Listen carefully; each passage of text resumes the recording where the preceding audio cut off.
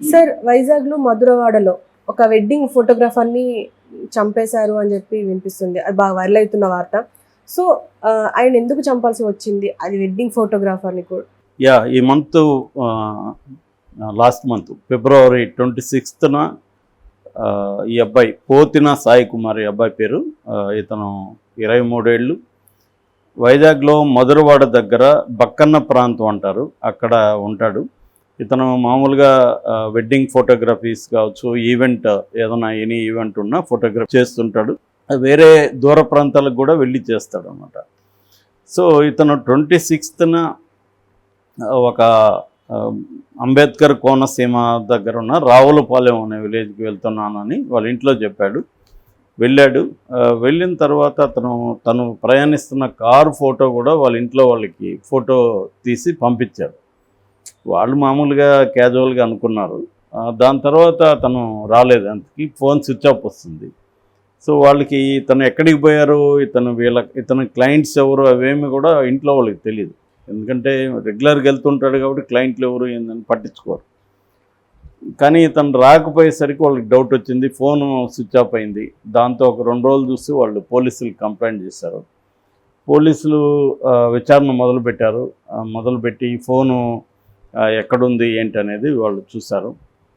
చూసిన తర్వాత ఈ కారు నెంబరు అది ఉంది కాబట్టి కారు నెంబర్ ట్రేస్ చేశారు. ట్రేస్ చేస్తే షణ్ముఖ తేజ అనే అబ్బాయి, ఇతను ఫ్రెండ్సే వీళ్ళిద్దరు. ఈ పోతిన సాయి కుమారు, షణ్ముఖ తేజ్ ఇద్దరు ఫ్రెండ్సే. అది వాళ్ళ ఇంట్లో వాళ్ళు కూడా కన్ఫామ్ చేశారు తర్వాత. దాంతో పోలీసులు అతను పట్టుకొని మామూలుగా పోలీసులు చేసే పద్ధతిలో అతన్ని టార్చర్ చేసినట్టున్నారు.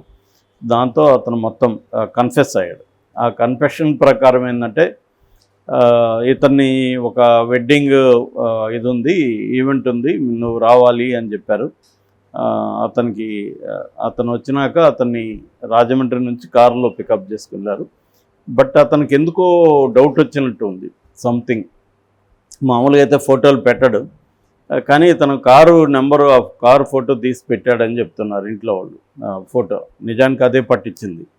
అది లేకపోయినా కూడా పట్టుకుని ఉండేవాళ్ళు, కానీ కష్టమైండేది, ఇది ఈజీగా పట్టించింది. సో అబ్బాయికి ఎక్కడో ముందే డౌట్ వచ్చినట్టుగా కనిపిస్తుంది. ఏదేమైనా అతన్ని తీసుకెళ్ళి వీళ్ళు చంపేసి అతన్ని కడియం లంక దగ్గర పూడ్చిపెట్టారని చెప్తున్నారు షణ్ముఖ తేజ అండ్ ఇంకొక ఫ్రెండ్. సో వాళ్ళు ఎందుకు చేశారో, అతని మీద ఏమన్నా పగుందా ఏంటన్నప్పుడు అదేం లేదు, అతని దగ్గర 10 లక్షల మోడర్న్ కెమెరా ఉంది, ఆ కెమెరా కోసమే చంపామని చెప్తున్నారు. సో వాళ్ళని ఇద్దరిని అరెస్ట్ చేసి కోర్టులో పెట్టారు. So CP Ravishankar, Vizag CP Ravishankar press మీట్లో డీటెయిల్స్ చెప్పాడు.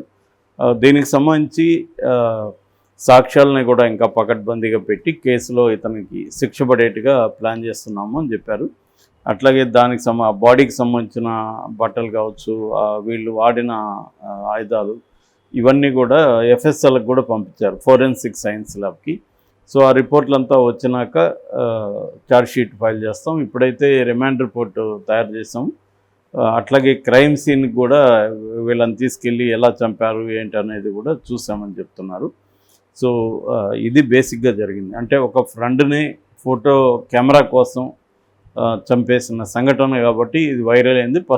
ప్లస్ ఈ అబ్బాయి ఏంటంటే వెరీ యంగ్, 23 ఏళ్ళ అబ్బాయి, ఎంతో ఫ్యూచర్ ఉంది. నిజానికి ఆ కెమెరా అతను గట్టిగా కెమెరా ఇచ్చేసి ఉండేవాడు. అంటే ప్రాణమా కెమెరా అన్నప్పుడు కెమెరా ఇచ్చేసి ఉండేవాడు. కానీ వాళ్ళు అవేవి అతనికి ఏమీ చెప్పకుండా సడన్గా అతను తీసుకువెళ్ళి నమ్మించి అతన్ని సడన్గా తల మీద కొట్టి చంపేశారని చెప్తున్నారు. సో ఈ సంఘటనని మనం చూస్తే మామూలుగా ఆ మధ్య వైట్ ఎలిఫెంట్ అనే ఒక నవల వచ్చింది. ఆ నవల్లో ఏంటంటే, ఒక డ్రైవరు తన యజమానులని చంపేసి వాళ్ళ డబ్బులు తీసుకొని వెళ్ళి అతను లైఫ్లో బాగా ఎదుగుతాడనమాట. అది బేసిక్గా నవల. దానికి బుకర్ ప్రైజ్ కూడా వచ్చింది. అంటే ఇండియాలో ఈ సంస్కరణల తర్వాత 91 నుంచి 96 వరకు ఆ 5 yearsలో పివి నరసింహారావు, మన్మోహన్ సింగ్ సంస్కరణలు ప్రవేశపెట్టారు. అంటే లైసెన్స్ రాజ్, తర్వాత కోటా రాజ్, ఇవన్నిటిని తీసేసి విదేశీ పెట్టుబడులు ఇవన్నీ ఆహ్వానించడం, ఇక్కడ దేశీయ పెట్టుబడులకు కూడా అప్పటి వరకు ఉన్న రెస్ట్రిక్షన్ తొలగించడం, అట్లాగే ప్రభుత్వ సంస్థల్ని ప్రైవేటైజ్ చేయడం, ప్రభుత్వ సంస్థల్లో కూడా ప్రైవేటు పెట్టుబడులను ఆహ్వానించడం, ఇలాంటి అనేక సంస్కరణలు మన్మోహన్ సింగ్ అండ్ పివి నరసింహారావు కలిసి చేశారు. దాని తర్వాత అనేక మార్పులు వచ్చాయి. ఈ మార్పుల వల్ల ఏమైందంటే ఇండియాలో కూడా పెద్ద ఎత్తున కన్జ్యూమరిజం అనేది పెరిగింది. అంటే వస్తువులు వ్యామోహం పెరగడం, షాపులు విపరీతంగా పెరగడం. సో దీనివల్ల ఎంత డబ్బులు ఉన్నా సరిపోవట్లేదు. నిన్నెవరో ఒక ఫ్యామిలీ రీల్స్ పెట్టారు. అతను తండ్రి ఏదో చిన్న వస్తువు కొనుక్కోవడం, 90 రూపాయలు వస్తువు కొనుక్కోవడం కోసం 500 ఇస్తే వాడు రిటర్న్గా కొడుకు ఇవ్వడం అనమాట.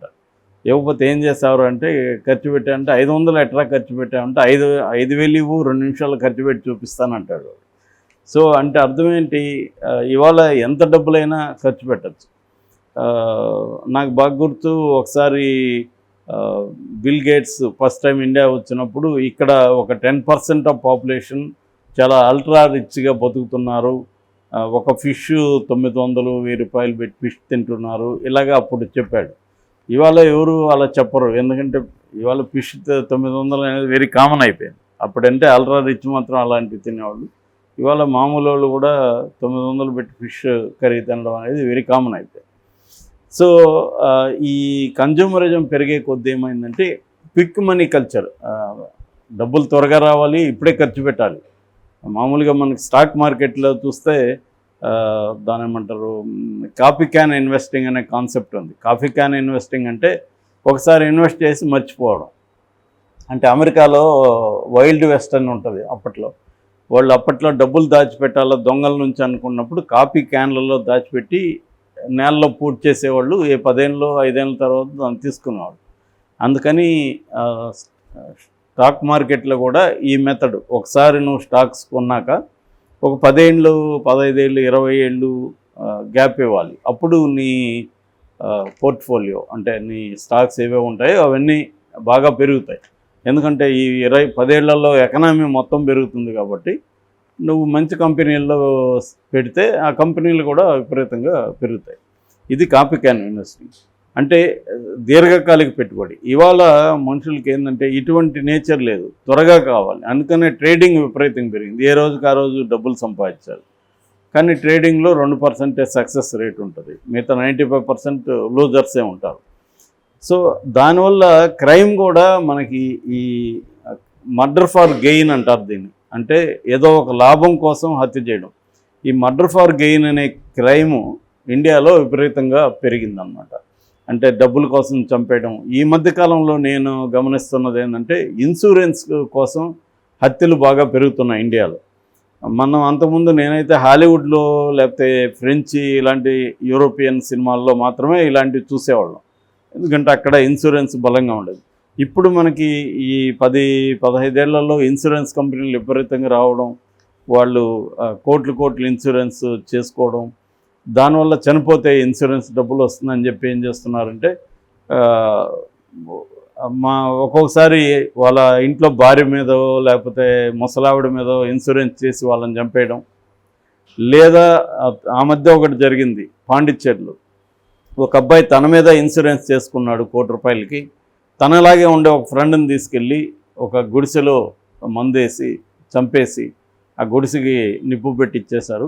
తనే చనిపోయినట్టుగా ఇంకొక 2 ఫ్రెండ్స్ని పెట్టుకొని వాళ్ళ దగ్గర నమ్మించడానికి ట్రై చేసి చివరిలో దొరికిపోయాడు.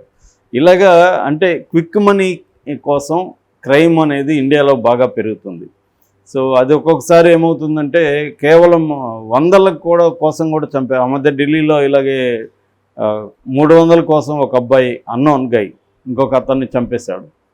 అలాగా 100 కోసం 1000 కోసం కూడా చంపేస్తున్న సంఘటనలు మనం బాగా పెరిగాయి ఇండియాలో. ఈ మర్డర్ ఫర్ గెయిన్ అనేది విపరీతంగా పెరిగింది. అందులో భాగంగానే మనం దీన్ని కూడా అర్థం చేసుకోవాలి. ఇది కూడా అటువంటిదే. 10 లక్షల కెమెరా కోసం చంపేశారు. అగైన్ దీనికి నేను కారణాలు చాలాసార్లు చెప్తున్నా. మనకి పట్టుకునే వరకు పోలీస్ వ్యవస్థ బాగుంది, కానీ పట్టుకున్న తర్వాత క్రిమినల్ జస్టిస్ సిస్టమ్ అనేది ఎఫెక్టివ్గా లేదు, వాళ్ళకి శిక్షలు పడడం అది లేదు. ఇప్పుడు ఈ 10 లక్షల్లో వాళ్ళకి 5 లక్షలు ఖర్చు పెట్టుకుంటే బయటకు వచ్చేసే అవకాశాలు ఉన్నాయి. ఇది ప్రూవ్ అయ్యి శిక్ష పడినప్పుడు సంగతి అనేది వాళ్ళకు అనిపిస్తుంది. సో ఆ యాటిట్యూడ్ వల్ల హత్యలు చేసినా కూడా తప్పించుకోవచ్చు అనేది ఒకటి. క్విక్ మనీ కావాలి, ఏం చేసైనా క్విక్ మనీ రావాలి, డబ్బులు ఉంటే నువ్వు ఎలా డబ్బులు సంపాదించావు అనేది ఇవాళ ఎవరు పట్టించుకోవట్లేదు. సో ఆ డబ్బులకే వాల్యూ ఇస్తున్నారు. అందువల్ల ఒకటి డబ్బులు తీసుకొని మోసాలు చేయడం బాగా పెరిగింది, ఐపీఎల్లు పెట్టేవాళ్ళు బాగా పెరిగారు. రెండోది హత్యలు కూడా బాగా పెరిగాయి.